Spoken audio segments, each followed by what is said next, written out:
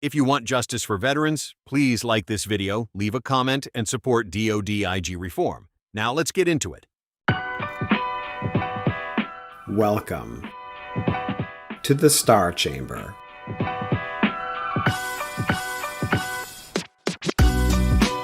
I'm Ryan Swayze, a retired Air Force Lieutenant Colonel and the founder and president of the Walk the Talk Foundation, a nonprofit that advocates for and advises currently serving and former military service members going through the arduous journey of administrative processes and investigations in our government. And I am Francesca Graham, a retired Army Lieutenant Colonel and the Chief Operating Officer and Chief Advisor for the Walk the Talk Foundation. For all our returning guests, welcome back. And for our new listeners, thank you for tuning in. Before we begin this week's topic, please do not forget to hit that subscribe button, check out our Walk the Talk Foundation website, and hit that donate button if you think we're doing a good job. Also, check out our newsletter, the DOD Times Redacted, on all the socials, including LinkedIn, X, Instagram, and Facebook. Links in the description. All right, Star Chamber listeners, let's get started.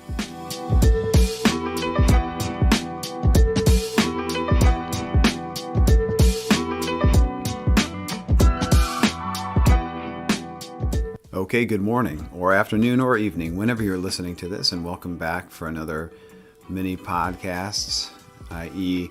listening to Ryan Swayze wax poetic about some affliction in our government or military star chambers, aka systems of administrative air quotes justice.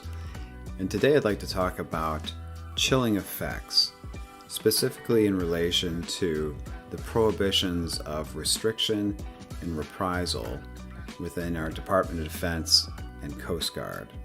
Now, before we get into the legalese and the regulations and whatnot, I'd like to talk about a case we worked where this came to light. Well, there's actually two cases. The first one being my own.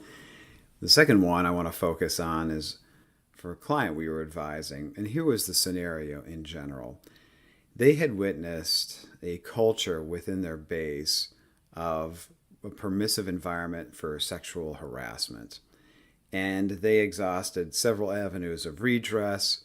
You know the story here. They go to the chain of command, they go to the IG, and they were running out of options. So, as is sadly too often the case, they sought accountability, redress, justice through the remaining two avenues available to them: Congress and the press.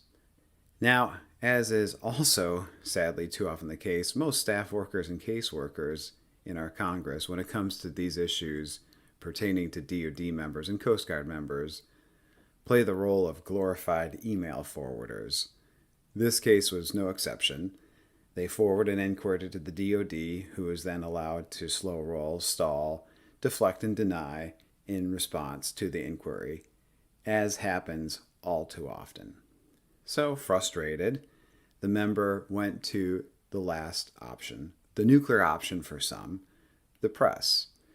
And he spoke with a reporter about what was happening at his base.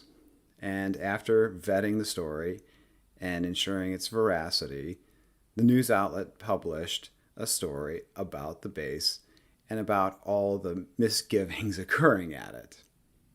This, of course, got the attention of base leadership, as well as the service's leadership. And in a subsequent all-call, the commander of the unit in question, as well as his commander, stood up in front of an audience of approximately 200 people and lambasted publicly the person who had gone public, saying, "If you take issues outside of the chain of command, you are a traitor." We need to break this down a little bit.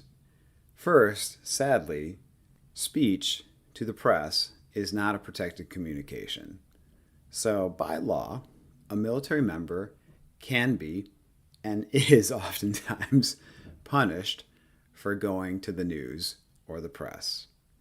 Marry that with the fact that a military member or Coast Guard member is significantly restricted, legally or otherwise, on what they can say to the press.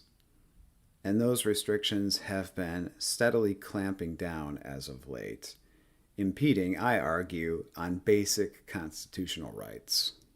But let's get back to the sequence of events of this story.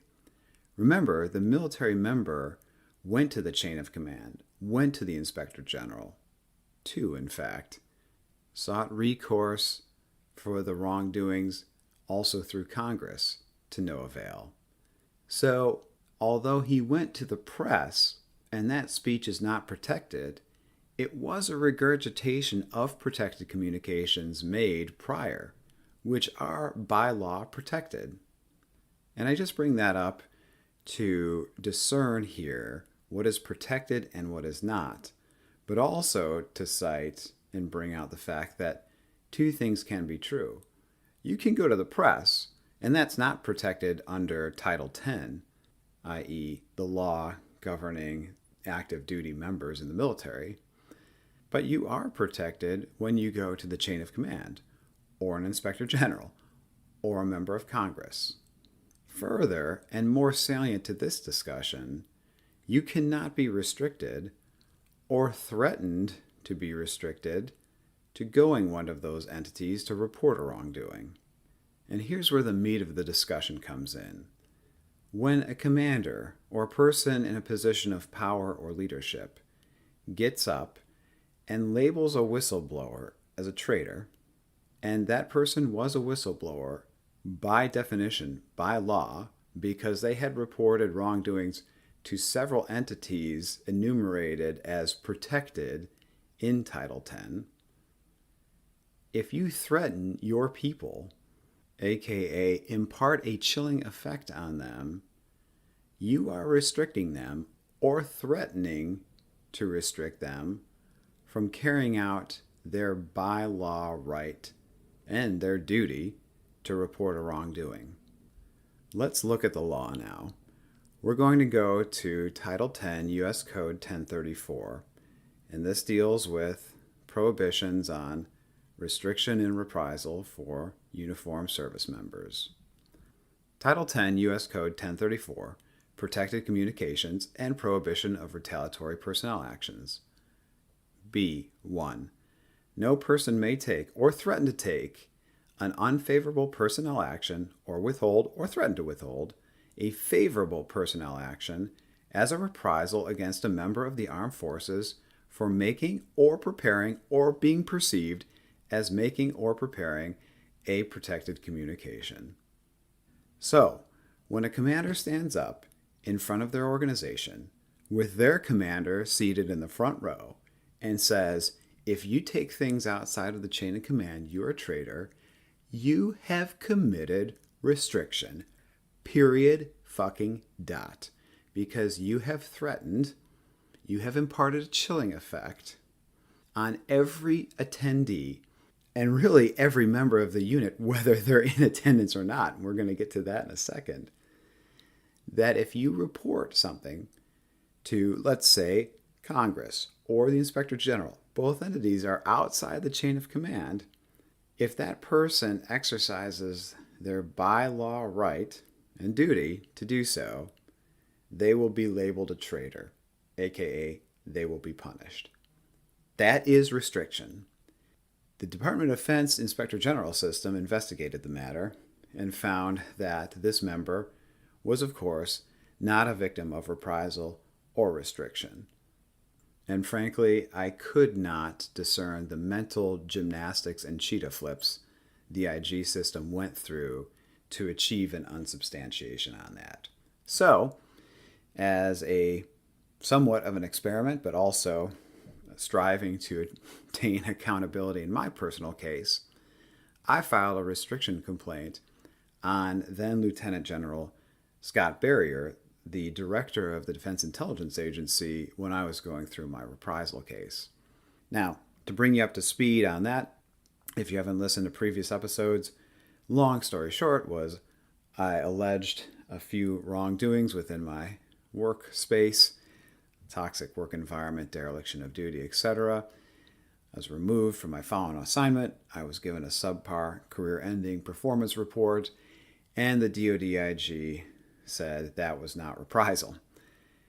Now, following that, and following the publication of a Wall Street Journal article and a report to Congress, which cited approximately 70 witnesses coming forward within the agency saying the same thing, then Director Scott Berrier took the stage in an Army all-call addressing approximately 400 military members of the agency. Listen to what he had to say. And this is taken from a Freedom of Information Act request response from the agency, the transcript of a town hall held in May of 2022. You know, you're probably reading some about toxicity in the Defense Attaché Service. It all stems from an officer, happened to be Air Force, but it could be any service, who is probably in a very toxic environment on a Defense Attaché platform. For whatever reason, the system did not help him solve that problem fast enough. And so what you have right now is an Air Force officer who didn't get the evaluation he wanted. He didn't get the assignment he wanted. He retired. And now he's agitated about DIA and toxicity at DIA. Now, I don't think that's a DAS issue at large. End quote. Now, an important factor in this is, of course, the fact that it was a blatant lie. At the time of the speech, Berrier had in his hand 70 or so witness statements, all attesting to the same thing. But he got up on the stage and he pinned it on one person, the whistleblower, me, who had made swaths of protected communications to that effect. And he labeled me an agitated boat rocker and a whiner.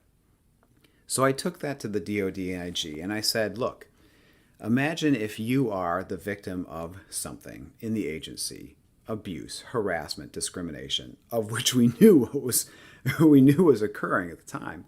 Imagine if you are in the audience and you are considering filing a complaint within the Defense Intelligence Agency, and the director stands up and publicly disparages a whistleblower.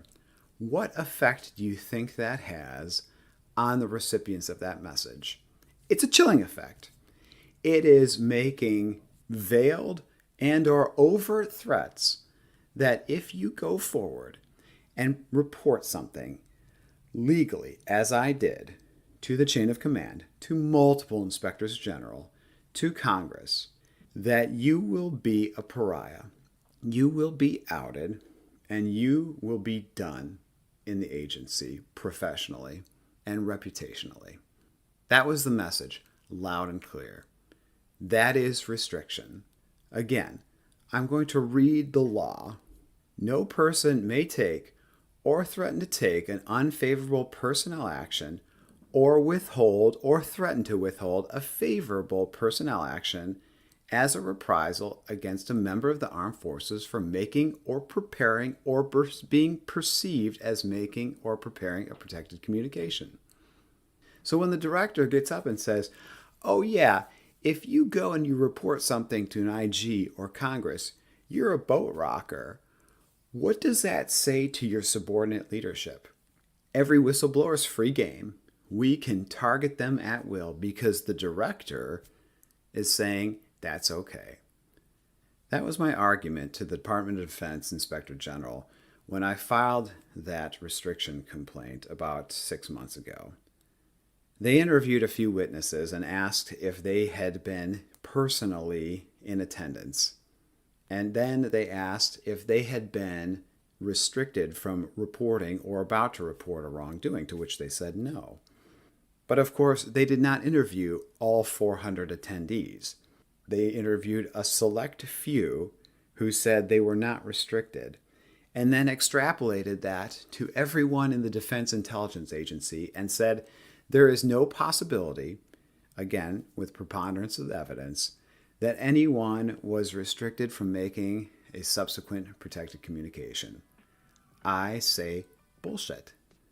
You cannot tell me that when the director of a 20,000 plus person organization gets up and publicly slanders a whistleblower, that they have not said in not so uncertain terms, if you blow the whistle, you will be targeted. That was exactly the message conveyed by the director. To the Department of Defense Inspector General investigators that did not make that link, you have failed. To the Department of Defense Inspector General system that has not made that mental leap, you are also failing. When a commander, a person in position of authority and power, establishes a culture by which people cannot make protected communications, they are restricting, period. Questions? We'll see you next episode, everybody. Bye. Well, that's it for this week's topic. We really appreciate you tuning in.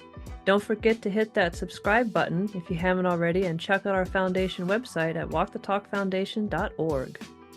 And feel free to reach out and give us feedback. You can get a hold of us via Facebook, X, Instagram, LinkedIn, and our foundation's website. Details in the description section. Thanks for tuning in, and see you next episode.